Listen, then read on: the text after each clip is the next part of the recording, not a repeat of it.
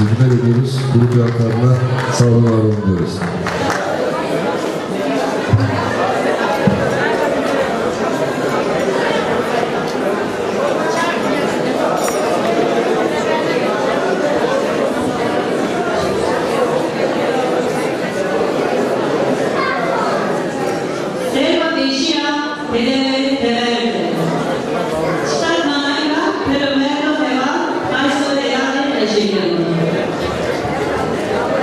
Vielen Dank für die tolle Darbietung. Das war richtig gut.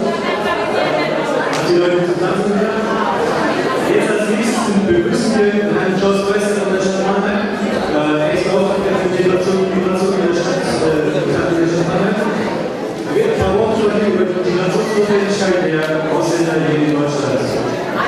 Gerade im Zuge von Kulturstadt ist es sehr interessant zu hören, was Herr Meister dazu sagen hat.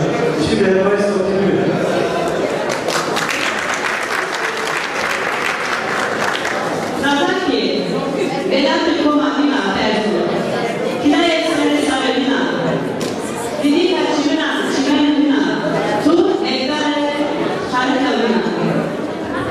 Sasaki, dieser Heimat mein hoher Berg, Stütze meines Kopfes, hier ist meine Augen, du bist das Vermächtnis meiner Vorfahren.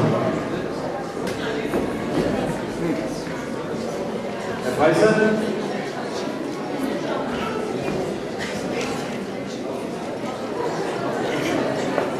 Ist Herr Klaus Meister hier?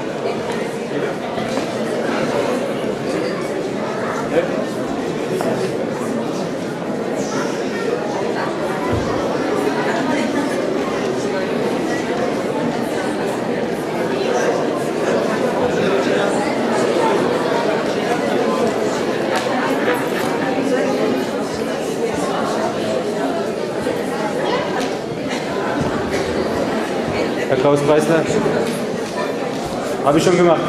Den Teil haben Sie verpasst. Sehr genau.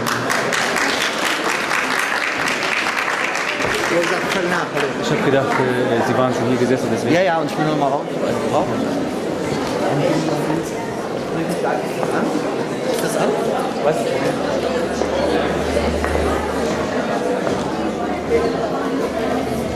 Hallo.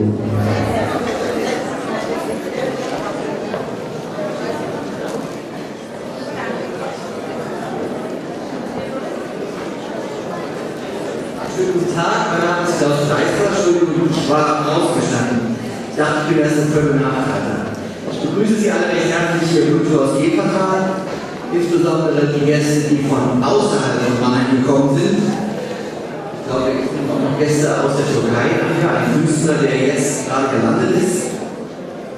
Und ich begrüße Sie alle recht herzlich zu dieser Veranstaltung und freue mich, dass ich dabei sein kann und freue mich, dass ich diese Veranstaltung auch unterstützen konnte.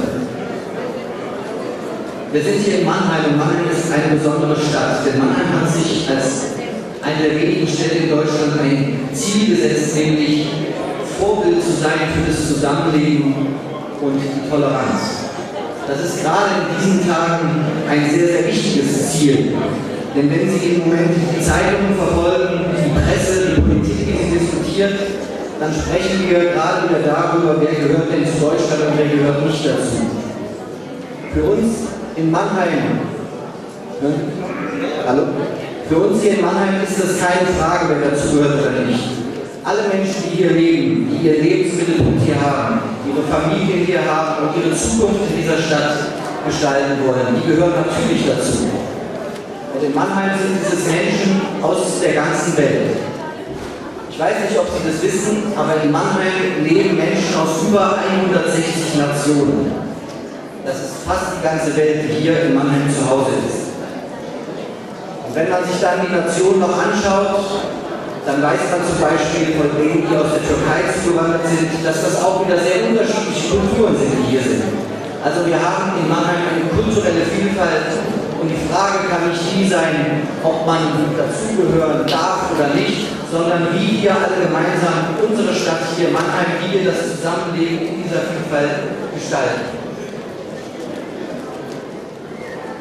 Und wenn wir in Mannheim, wir nennen das dann Integrationspolitik, dann meinen wir hier in Mannheim nicht damit deutsche Leitkultur und dass man sich anpassen muss, wenn man zuwandert, sondern wir meinen mit Integrationspolitik in Mannheim, dass wir gemeinsam diese Stadt gestalten müssen. Und unser Ziel ist es, dass sich alle, die hier leben, zu dieser Stadt, zu dieser Gesellschaft zugehörig fühlen können. Das kann man in Politik nicht groß beeinflussen. Das ist letztendlich eine Frage, eine Entscheidung, die jeder individuell und ganz persönlich für sich entscheiden muss. Aber was wir in der Stadt, in der Politik gemeinsam tun können, ist Rahmenbedingungen zu schaffen, dass niemand sich ausgegrenzt fühlt und dass alle Kulturen ihre Kultur leben können, gemeinsam hier in der Stadt. Und das ist die große Herausforderung. Und wenn wir ehrlich sind, dann weiß das noch keiner so genau, wie das eigentlich gehen soll. Wir haben viele verschiedene Kulturen und Religionsgemeinschaften. Muslime, Christen, wir haben Sikh, wir haben Bahai, wir haben Serbisch, Russisch, Bulgarisch, Orthodoxe, wir haben fast alle Religionen in dieser Stadt. Und wenn einer meint, meine Religion ist die für alle anderen gültig sein muss und die richtige sein muss, dann passt das natürlich nicht. Sondern das Zusammenleben funktioniert nur, wenn jeder tatsächlich seine Kultur leben kann, aber wir darüber nicht vergessen, welche gemeinsamen Anstrengungen wir tun müssen, damit dieses Zusammenleben in der Vielfalt, diese Vielfalt wollen wir erhalten in Mannheim, wie wir diese Vielfalt gemeinsam schaffen und erhalten.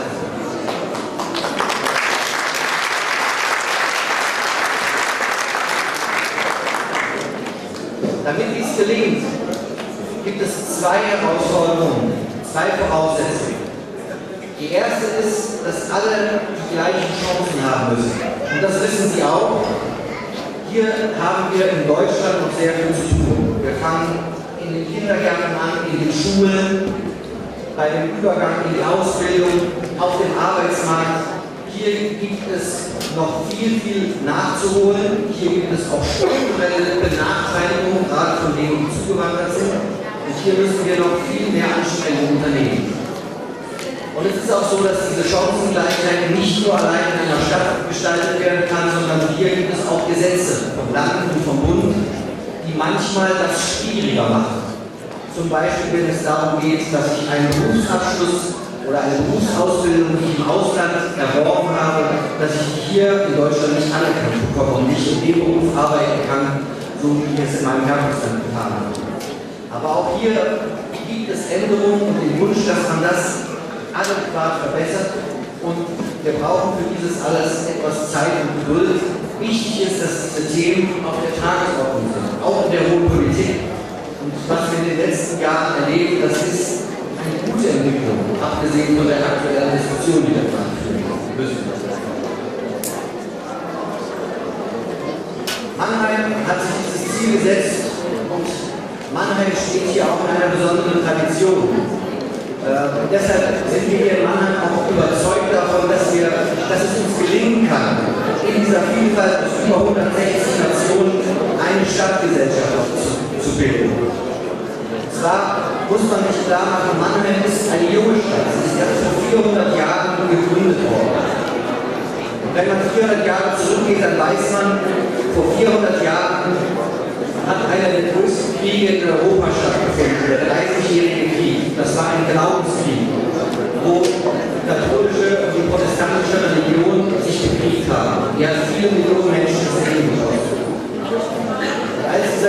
vorbei war, galt es, dass da, wo ich lebe, ich den Glauben haben muss, den ein Fürst angenommen hat.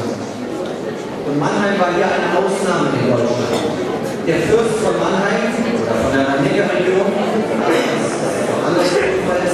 hat gesagt, es ist mir egal, was die Menschen glauben. Wer hier nach Mannheim kommt und als Bürger in dieser Stadt arbeitet und mitwirkt, der ist mir herzlich willkommen. Und so war es nach diesem schrecklichen Glaubenskrieg so, dass nach Mannheim Menschen aus ganz Europa unterschiedlichen Glaubens kamen und gemeinsam diese Stadt aufgebaut haben. Das ist eine Besonderheit gewesen und Mannheim würde heute nicht existieren, wenn die Menschen von damals, die gekommen sind, die Zuwanderer, diese Stadt aufgebaut hätten, gemeinsam.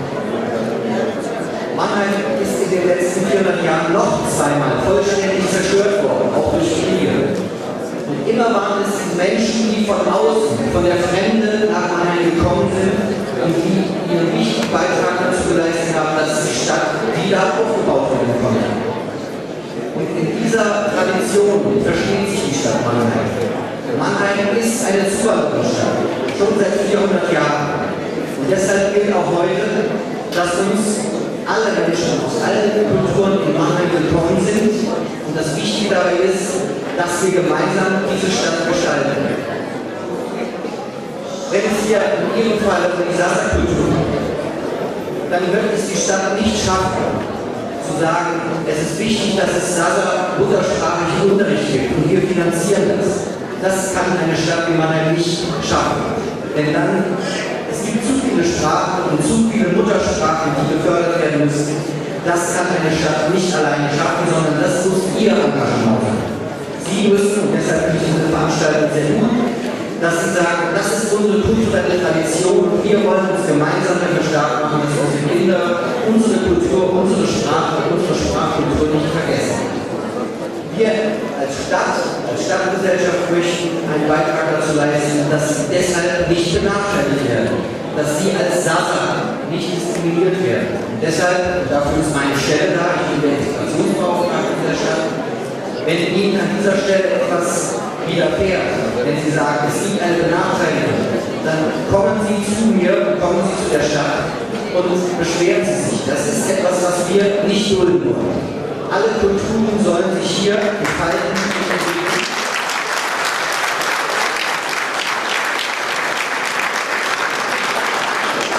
Es gibt keine bessere Kultur oder keine schlechtere, es gibt keine richtige und wahre Religion und eine falsche, sondern wir haben die Vielfalt hier. Und alle müssen bereit sein, offen und tolerant andere Kulturen, andere Vorstellungen neben sich gelten zu lassen.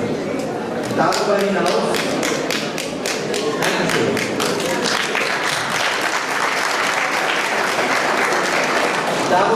und das ist das Wichtige, muss man auch aus der eigenen Kultur heraus sagen, was ist unser Konsens, unser Gemeinsames, was wir hier in der Stadt gestalten wollen.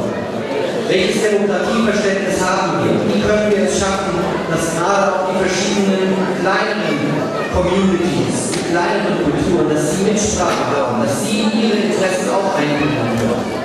Es ist nicht alles Religion, es ist nicht alles Sprache, sondern in welchem Klima der Toleranz und des Zusammenlebens wir hier gemeinsam wirken, hängt auch davon ab, wie stark sie sich in das gesellschaftliche Leben einbringen. Hier versuchen wir auch von der Stadt her mehr verschiedene Migranten, Communities, verschiedene Kulturvereine, wie den Sasa Kulturverein, mit den Mitgliedern stärker in das gesellschaftliche Leben einzubinden. Und ich freue mich, dass es heute so eine öffentliche Veranstaltung gibt, weil ich muss gestehen, von der Sasa Kultur wusste ich bis vor einigen Monaten auch noch nicht viel. Ich weiß, dass es seit vielen Jahren einen Sasa Kulturverein gibt, aber wer dahinter steckt und was Sasa Kultur bedeutet, davon wusste ich wenig. Und das ist der erste Schritt. Wir müssen erst lernen, dass es diese Kulturen gibt und dass es viele Menschen gibt, die diesen Kulturen angehören. Und deshalb ist es heute ein wichtiger Tag, dass Sie sich hier zeigen, dass Sie sich präsentieren und dass Sie in einem Kulturhaus im Quartal Ihre Kultur leben, zeigen, feiern und gestalten können. Und deshalb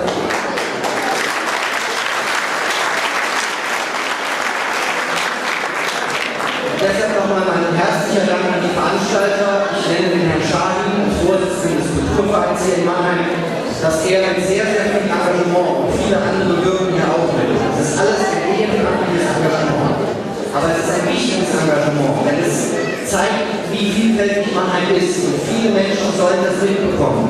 Und ich würde mir wünschen, dass die Plätze, die hinten noch frei sind, dass auch nicht nur Angehörige der Sasserkultur Platz nehmen, sondern dass auch die Menschen aus Wuppertal, vielleicht auch die Politik, vielleicht kommt noch der eine oder andere, oder auch andere Kulturgruppen, dass es viel stärker ein gemeinsames Erleben ist, denn nur so können wir von der Vielfalt hier in Mannheim etwas lernen und nur so kommen wir auch gemeinsam ins Gespräch.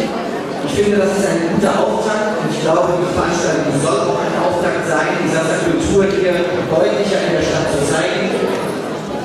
Die Musik, die ich schon gehört habe, hat mir sehr gut gefallen. Ich hoffe, wir alle werden noch einen wunderbaren Tag zusammen haben. Ich freue mich, dass Sie alle da sind und wünsche Ihnen einen wunderschönen Sonntagnachmittag. Vielen Dank.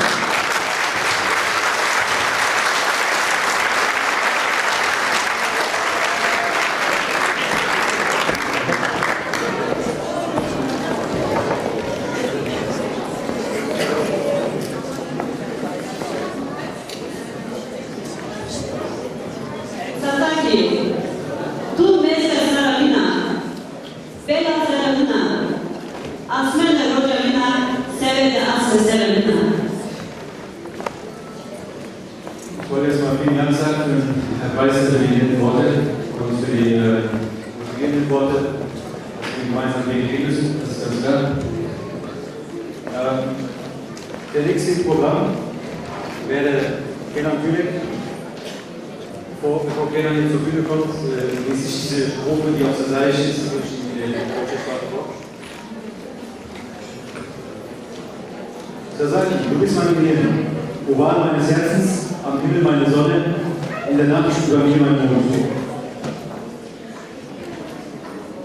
Kenan Gülek yeni sahne Cacelo, Marida Okuban, Mark Besko'da. Kenan Gülek, junger Künstler des Herzens, ein Vater, der in uns haben lebt. Er wird uns das Lied aus der Reise sehen. Herzlich willkommen.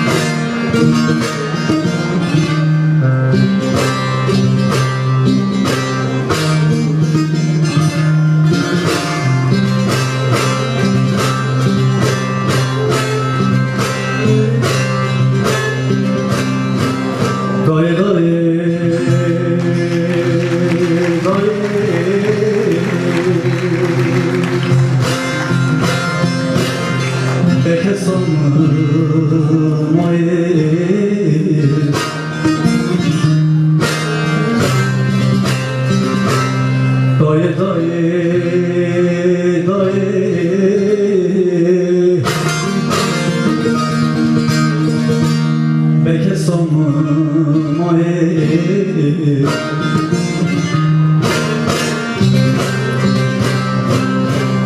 felek hıstiyor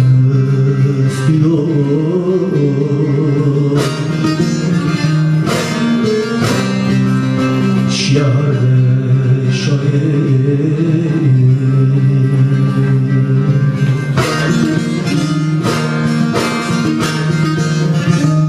felek hıstiyor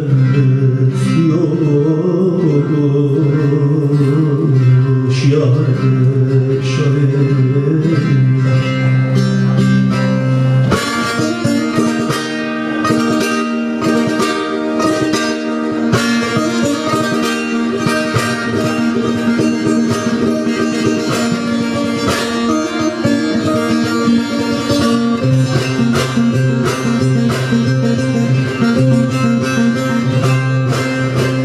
dersin bera sonu vel atma mekiye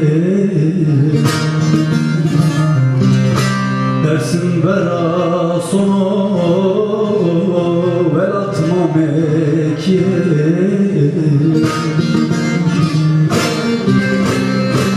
dayık etsek bu kez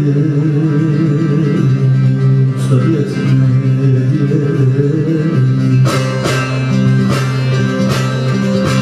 dayık etsek sarıyetme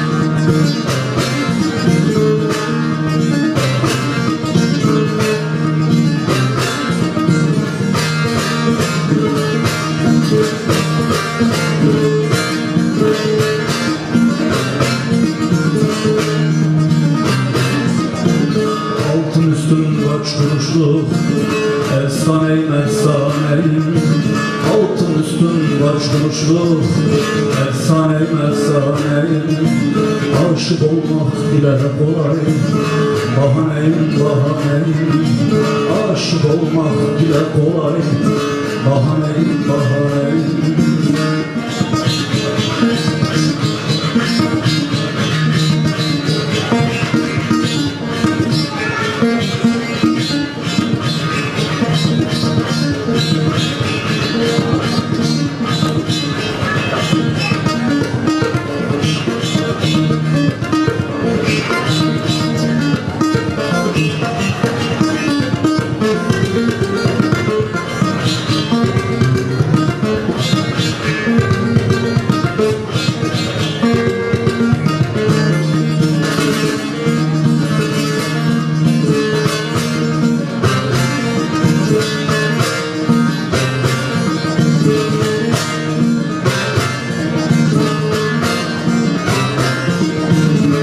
aşığın gönlü külhanda çok marifet vardır onda aşığın gönlü külhanda çok marifet vardır onda iki kapılı bir handa mihmaneyim mihmaneyim iki kapılı bir handa mihmaneyim mihmaneyim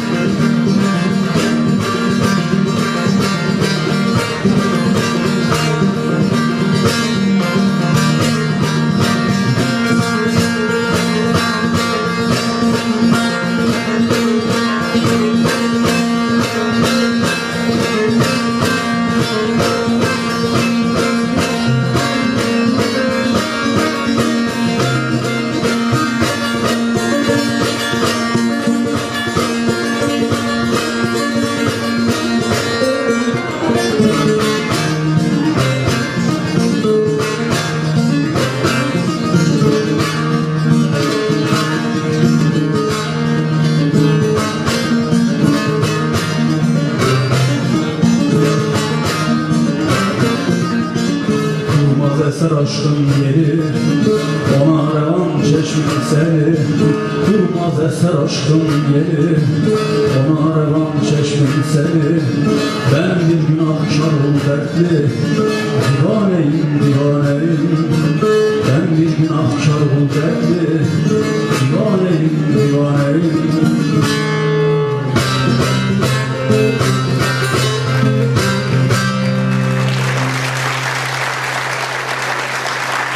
Sağ olun, var olun, teşekkür ederim.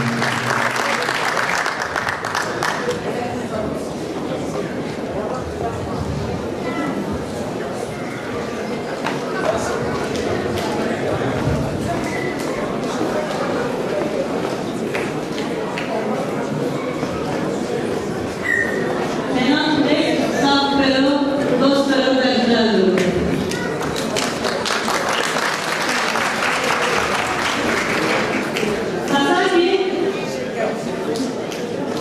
Sasaki itu Irania, Sasaki itu Partikia, Sasaki itu Sasankia, untuk nasional bangsa. Danke auch an Kenan Türek, das war sehr gut.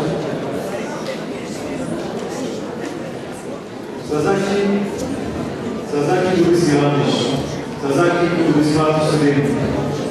Sasaki, du bist Sasaki zu leben. Die tiefste Geschichtlichkeit erhabene Sprache. Kuleyi Şampiyonu kurtarama, Sarah Hayka Şahin, Smart teşekkür ederim. Jetzt als nächstes kommt Heiner Schein.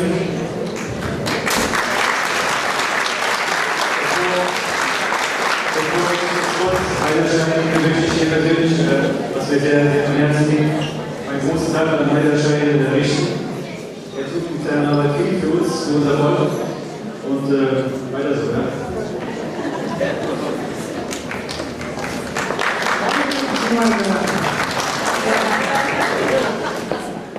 Stasera lavorare, vado a seguire anche il tuo là, e fare il bene, la cultura, per la mia mano, e la faccio.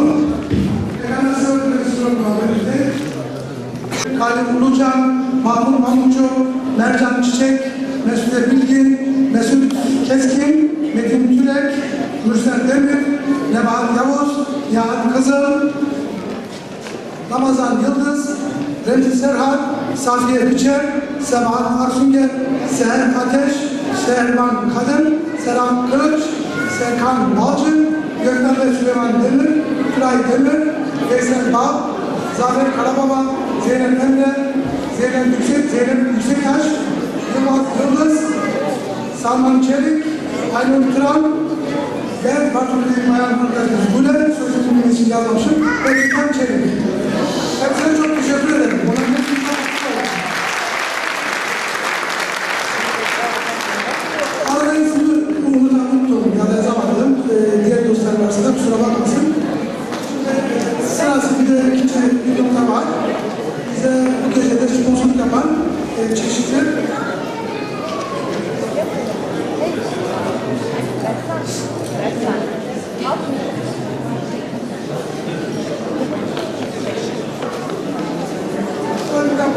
buon ultima sempre secondo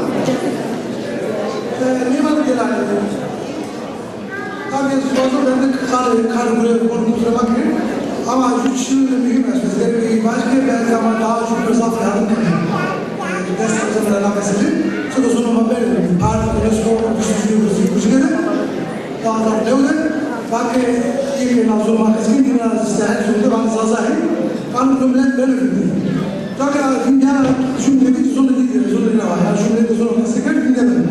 Tabii mesela şu anda şunu koyalım. Çok zor olması gerekir. Domanın teknolojisi ama görünümlü iki kesikler eskak zor bir domanın ne müzik.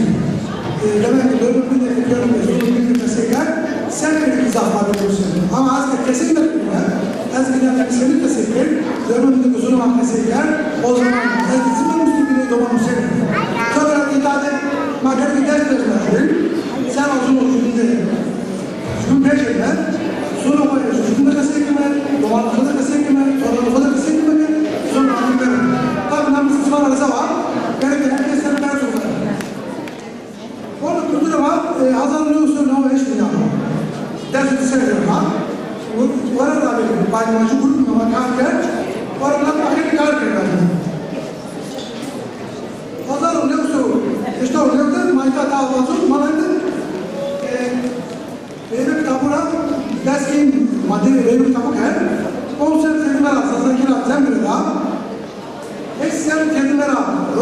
Carlos Pedro Sama.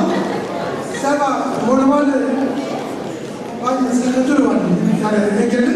Serva Dinta Umut'un türküsü. Tımera Bozun türküsü. Basıyor lastik. Bayka Manan'da Hristoman'da postacısı. Zaki Musay. Hem de Dinta. Bazı nasıl olmadı bir Dinta. Joker İsmail'in Mustafa İsmail'in herkese İsmail'in Zavallı'na kılmaz abdülü sekir. Smatrı bir avazını hep keramız bu selamı.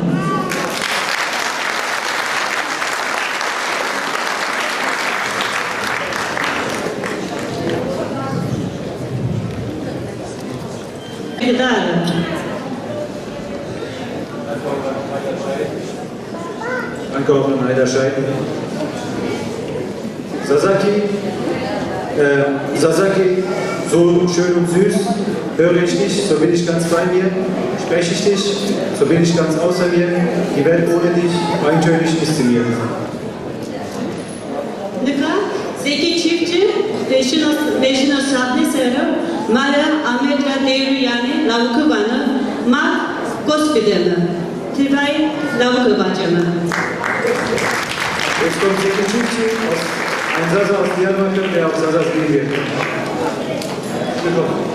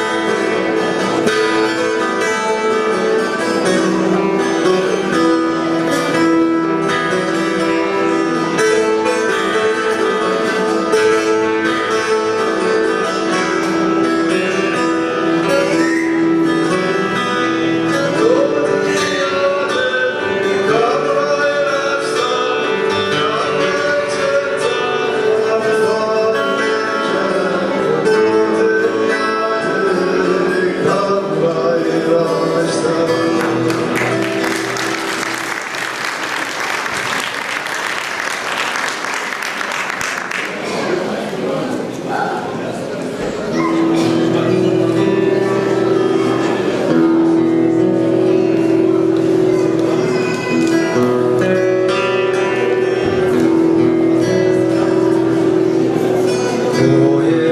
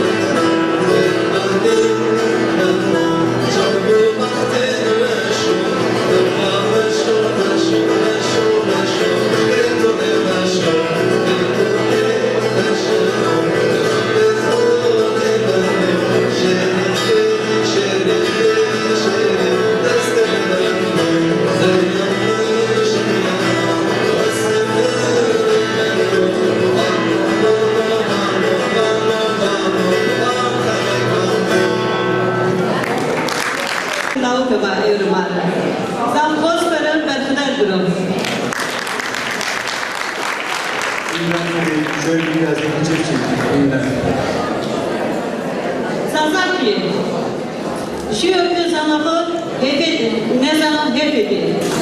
Jürgen Teşekkürler Rojbi. Kamekü Hesna Roy Yenadi. Jürgen Musa Canema Raydi. Sasaki, wer nicht sprechen kann, ist voll der Trauer. Wer nicht sprechen kann, ist voll Prosig. Wer nicht hört, ist beseelt. Wer nicht gelernt hat, ist vom Leben erfüllt. Mika, Musta Said Chia, Leze Servistia Sarı Zazay Sarı Türkü Teşekkürler. Jetzt kommt Said Chia, ein Schriftsteller aus Nersing, der in Hannover lebt.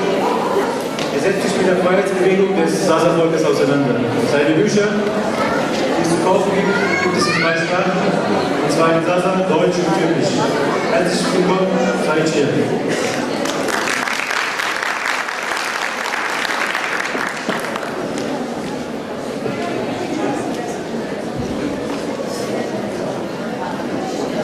Merhaba, sayın misafirler.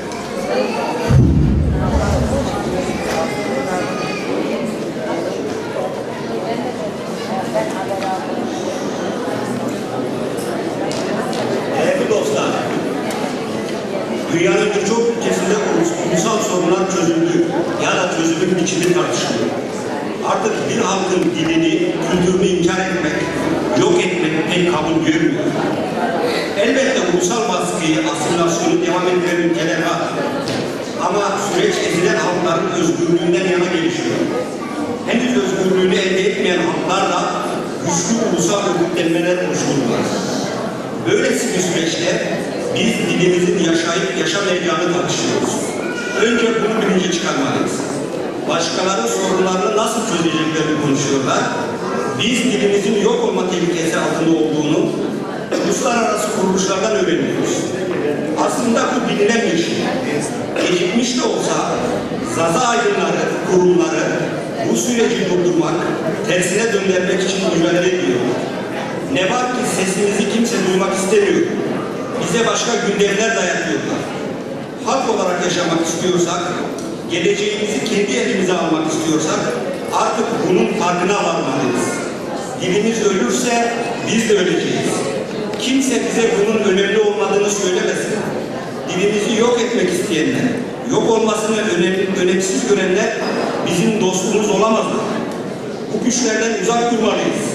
Zazaların elbette birçok sorunu var. Öncelikle topraklarımız askeri işgal altında. Her şeyimiz yasaklı. Ülkemiz son yüzyılda defalarca toplu saldırıların hedefi oldu. Koçgiri'de, Haluk İran'da katliamlar yapıldı. Dersim'de soykırım yaptılar. Halk olarak yaralıyız. Sorunlarımız çok derin. Ama sorunlarımızı çözebilmemiz için ulusal varlığımızı devam ettirmemiz gerekiyor. Devam ettirmenin ilk kilidi dilimizdir. İlk önce dilimize sahip çıkmalıyız. Dilimiz, kimliğimiz, kültürümüzdür. Zaza halkının en temel varlığıdır. Dini inançlarımız farklı olabilir. Siyasi görüşlerimiz farklı olabilir. Ama dilimiz birdir. Zazaca hepimizin dilidir. Zazaca yok olursa ne dinimizin, ne görüşlerimizin ve ne de gelecekle ilgili programlarımızın bir anlamı kalır. Dilimize kıskançlıkla sahip çıkmalıyız. Artık her yerde Zazaca konuşmalı, Zazaca basın yayını, örgütleri güçlendirmeliyiz. Dilimize karşı yapılan saldırılara, inkara sessiz kalmamalıyız. Dilimizin köleliğini savunan her türlü Türk ve Kürt örgütlenmelerinden uzak durmalıyız. Dilimize lehçe denilmesine karşı çıkmalıyız. Bu bir hakarettir, aşağılamadır. Ölüm tehlikesi altındaki bir dile bu dil değildir. Lehçedir demek açıkça düşmanlıktır. Zazaca varlığımızın garantisi yaşam onurumuzdur. Onurumuza sahip çıkalım.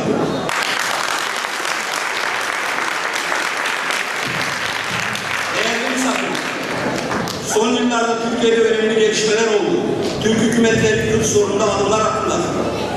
AK Parti hükümeti bu süreci ilerletti. Kürtçe televizyon açtı. Kürt sorunu tüm yönlüğüyle tartışılıyor. Bunlar olumlu adımlardır. Elbette yeterli değildirler. ama çözümü kolaylaştıran adımlardır. Peki ama Zaza sorununda herhangi bir gelişme var mı? Yok. Hükümet de öteki kurumlarda, devletin öteki kurumlarda Zazacan'ın yok olma tehlikesi altında olduğunu biliyor, bizden daha iyi biliyorlar. Bildikleri için asimilasyonu hızlandırmak istiyorlar, hızlandırıyorlar. Zazaca televizyon talebimiz dahi reddedildi. Öyle üniversitelerde göstermelik bir iki kurs açmakla hiçbir şey değişmez. Bilinen bir şey var, kimin gücü varsa onun da hakkı oluyor. Ne yazık ki halklar arasında demokrasi, insan hakları üzerine yapılan konuşmalar oyalamadan, kandırmacadan başka bir anlam taşımıyor. Gücünüz yoksa hakkınız da yoktur. Zazalar örgütlenmeli, ulusal demokratik taleplerini istemelidirler. Kimse bize bunu vermez, ancak alabiliriz. Bugünkü hükümet demokrasi, insan hakları üzerine çok konuşuyor. Ama gerçek adımlar atmıyor.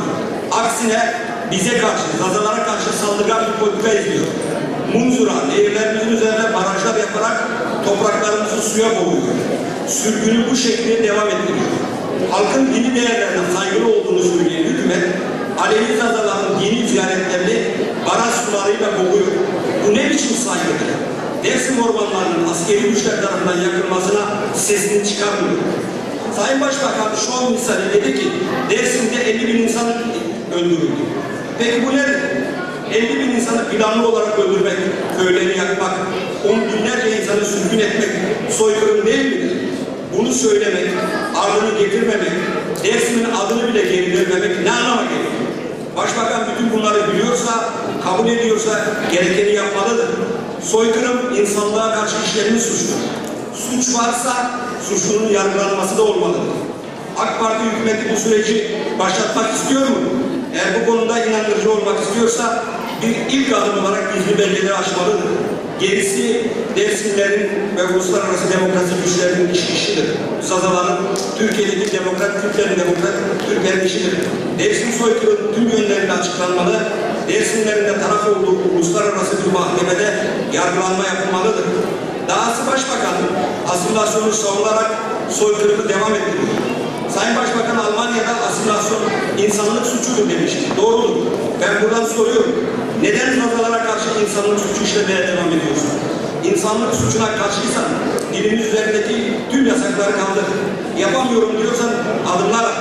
Zazaca televizyon aç. Okullara Zazaca ders koy. AKP'de hükümeti bunu yapmak istemiyor. Ana dilde eğitim öğretim olmaz diyorlar. Niye olmazmış? Türkler kendi dillerinde bizim de ödediğimiz paralarla ilkokuldan üniversiteye kadar eğitim öğretim görüyor. Kendi dillerini bize de zor öğretiyorlar. Bu normal oluyor da biz dilimize özgürlük isteyince olmuyor. Bir halkın kendi ülkesinde dil özgürlüğü dahi yoksa bunun adı nedir? Bu sömürge rejimi değil mi? Bir görünen o ki çözüm, demokrasi diye eski rejim, eski statüko, kölelik, bazı değişikliklerle tekrar alınmak isteniyor. Kürtlere bazı tavizler vererek Kürt sorunu Türklerin lehine çözmek istiyorlar. Türk devletinin tüm kesimleri sorunun gerçek anlamında demokratik bir çözümden yana değildir. Gerçekten ulusal sorunlarda denenmiş yollar var. Bunlar biliniyor. Örnekler var. Otonomi var, federasyon örnekleri var. Türkiye çok korktuğu bölünme sonucuna gitmek istemiyorsa halkların ulusal iktidarlarla birlik içinde gerçekleştirdiği çözüme yanaşmalıdır. Ama bu sorunu duyan Kürt Parti aydınları da Zazalar hakkında iyi şeyler düşünmüyor. Biz bunu açıkça söylüyoruz. 20 yıl, 25 yıldır söylüyoruz, söylemeye devam edeceğiz. Dilimize eleştirmeye devam ediyoruz. Halkımızı, ülkemizi inkar ediyoruz. Zazaların ülkesi yoktur diyorlar. Zazalar bir halk değil diyor. Hatta internette adı Dersim olan, Zaza olan sitelerde, sahte sitelerde Zazaca bir dil midir diye yazdılar. Bir dil midir? Bu bir hakaret. Bu hakareti utanmadan yazabiliyor. Zazaların ulusal demokratik örgütlenmesini ve mücadelesini Zazacılık olarak adlandırıp engellemek istiyorlar. Aslında onlar bize Zazacı verirlerken kendilerini Kürtçü yanıtlar toplayarak bize karşı kullanıyor. Herhangi bir kişi Kürt hareketine çalışabilir. Kürt hareketine çalışabilir. Bunlara bir itirazımız yok. Biz de zamanında Kürt hareketinde çalıştık, Kürt soruyla çalıştık. Öyle düşünüyorduk, öyle yaptık. Saklamıyoruz, gizlemiyoruz. Ama bugün biz dilimiz, halkımız, kültürümüz için çalışıyoruz. Halkımızın özgürlüğü için çalışıyoruz. Bizim içinden toplanmış bazı unsurlar, hepsine demiyorum bazıları, gece gündüz bize karşı çalışıyorlar. Bunları çağırsanız, hava durumunu sorsanız, onlar zazacılar diyor. Ya kardeşim, bütün günahların sorumlusu biz miyiz? Diyorsunuz biz yokuz. Hem her yerde, televizyonda, gazetede, dergide, toplantıda zazacılar böyle yaptı, zazacılar şöyle yaptı. Ne yaptık? Dilimize özgürlük istiyoruz. İnkar edilen, yok edilen, işgal edilen bir ülkenin özgürlüğünü istiyoruz. Bu kötü mü? Bu zazacılıksa olsun, kabulümüzdür. Ben kabul ediyorum, yazsınlar ama. Kürt aydınlarına, demokratlarına yaptığımız çağrıyı tekrarlıyorum. Halklarımızın özgürlüğü için birlikte mücadele etmeliyiz. Zazaları inkar etmeniz, Kürt hareketini güçlendirmez. Aksine zayıflatır. Kürtlerin yeterince sorunları, problemleri var. Kendi elinizde yeni dertler başınıza açmayın. Milliyetçiliğin esiri olmayın. Bu yolu bize ezenlerin nereli, aynı yola girmeyin. Kürt mücadelesinin özgürlük ve demokrasi yönünü güçlendirin. Zazalar ve Kürtler eşitlik ve özgürlük temelinde ortak platformlarla birlikte mücadele ederlerse Kürtler için de, Zazalar için de, bölge halkları için de iyidir. Herkesin yararınadır. Varsın 3-5 devşirme rahatsız olsun. Bu normaldir. Değerli dostlar, halkımızın işbirliğini geliştirip siyasi temsilciliğini oluşturamazsa yok olmaya giden sürecin önünü alamaz. Bunu açıkça kabul etmeliyiz. Zaza halkının inanç farklılıklarını abartarak ortak sorunlar temelinde, demokrasi içinde birlikte örgütlerden mücadelesine karşı çıkanlar bilerek ya da bilmeyerek yok olma sürecine güç katıyorlar. Bunun da adını koymalıyız. Biliyorsunuz Dersim üzerine, Zazalar üzerine, Alevilik üzerine, Zazaca üzerine çalışmalar var. Ama bunları birleştirelim, bunları koordine edelim, bunları ortak bir hedefte birleştirelim dediğimiz zaman envai türlü sorun çıkarıyorlar. Olmadık zorluk çıkarıyorlar. Mesela toplantılar yapıyorlar, konferanslar yapıyorlar, Kürt milliyetçilerini, yarım kemalistleri, inkarcıları çağırıyorlar ama bizden rahatsız oluyorlar. Bizi çağırmıyorlar. Neden çağırmıyorsunuz dediğimizde diyorlar ki siz Zazacısınız. Ne olalım kardeşim? Arapçı mı olalım? Türkçü mü olalım? Kürtçü mü olalım? Biz bu toplumun üyesi, hakkımızı savunmak suç mu? Herkes rahatlıkla görebilir. Zazalar, Kürt ve Kürt partilerinin yörüngesinde kendi sorunlarından çok uzaktalar. Sünni Zazalar büyük oranda AKP'nin etkisinde, tarikatların etkisinde, AKP'nin yaptığı demokrasi şovları, dini değerlere sahip çıkma görüntüsü bu etkiyi güçlendiriyor. Ama onların içindekilere soruyoruz, peki siz bu kadar bu partiyi destekliyorsunuz, bu parti Ermenilere, Çingenelere, Lazlara, Kürtlere, bilmem kime hak veriyor. Siz de bu milletin üyesiniz, siz parlamentoda milletvekilisiniz, sizin dilinizde niye bir şey yok, ses yok, seda yok. Bunlar da o partinin açıkça kontrolünde, yörüngesinde, kendi halkından uzaktalar. Alevi Zazaların önemli bölümü ise Dersim soykırımının, köleliğimizin mimarı CHP'nin kontrolünde. CHP layıklık numaralarıyla Alevi Zazaları kontrol ediyor. Alevi Zazaların hiçbir demokratik talebini savunmuyor. Aksine karşı çıkan CHP buna rağmen etkisini koruyor ve içimizden bazıları bu etkinin devam etmesi için gece gündüz çalışıyor. Bilmeni açıkça söylemeliyiz. Irk partileri, sömürge partileri dini inançlarımızı kullanarak halkımızı kontrol ediyor. Dinimiz elbette kültürümüzün bir parçasıdır. Dinimizi bildiğimiz gibi, atalarımızın yaptığı gibi birbirimize saygı göstererek yaşamalıyız. Ama dini farklılıkları körüklemek, dinler arasında ayrımcılık yapmak adına ne denilirse denilsin bir nevi dini gericiliktir. Bize düşen görev inançlar üzerindeki baskıyı reddetmektir. Biz inanç özgürlüğünü savunuyoruz. Din, kişinin kendi vicdanı sorunudur. Neye, nasıl istiyorsa ona inanmalıdır. Herkes dininde, inancında özgür olmalıdır. Bu temelde bizim Zazaların bir bölümünün inancı olan Alevi Zazalığı da Alevi dini de baskı altındadır. Biz tüm Zazalar, Müslümanıyla, Alevi'yle, Sunni'yle bu baskıya karşı çıkmalıyız ki birliğimiz ete kemiğe dönüşsün, anlamı olsun, halkımızın arasındaki güven güçlensin. Türkiye'nin laikliği de koca bir yalandır. Bu devletin dini Kemalist İslam'dır. Bu din Alevi'ye, Hristiyana, dinsize zorla öğretilmektedir. Bu devlet gerçekten laikse dinden elini çekmelidir. Bu Bu temelde yeni değişiklikler olduğunu söylüyorlar, tartışıyorlar. Son referandumdan sonra yeni bir anayasa tartışılıyor. Bunlar iyi şeyler. Öyle görünüyor ki bu ırk rejimi 80 yıl, 90 yıl sonra bazı değişikliklere gidecek.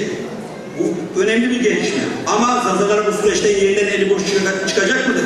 Eğer bir değişiklik olacaksa bu Zazaları da kapsamalıdır. Kürtçe televizyon örneğinde olduğu gibi Zazalar Türk ve Kürt çıkarlarına peşkeş çekilmemelidir. Her şeye rağmen ama çözüm bizim elimizdedir. Özgür olmak istiyorsak özgürlüğün mücadelesini vermeliyiz. Ulusal kimliğimize korkmadan sahip çıkmalı, haklarımızı talep etmeliyiz. Türk ve Kürt partilerinin çevrelerinin etkisinden çıkmalı, Zazaların bağımsız tarihsel örgütlülüğünü ve mücadelesini güçlendirmeliyiz. Son söz olarak şunu söylüyorum. Bizim hakkımızda, hareketimiz hakkında çok iftiralar atılıyor, laflar söyleniyor. Biz pür pakız, anlı temiz insanlarız. Bizim isteklerimiz çok nettir, çok temizdir. Türklerin özgürlük mücadelesinden dolayı seviniyoruz. Türk solunun, Türk demokratlarının demokrasi mücadelesini destekliyoruz.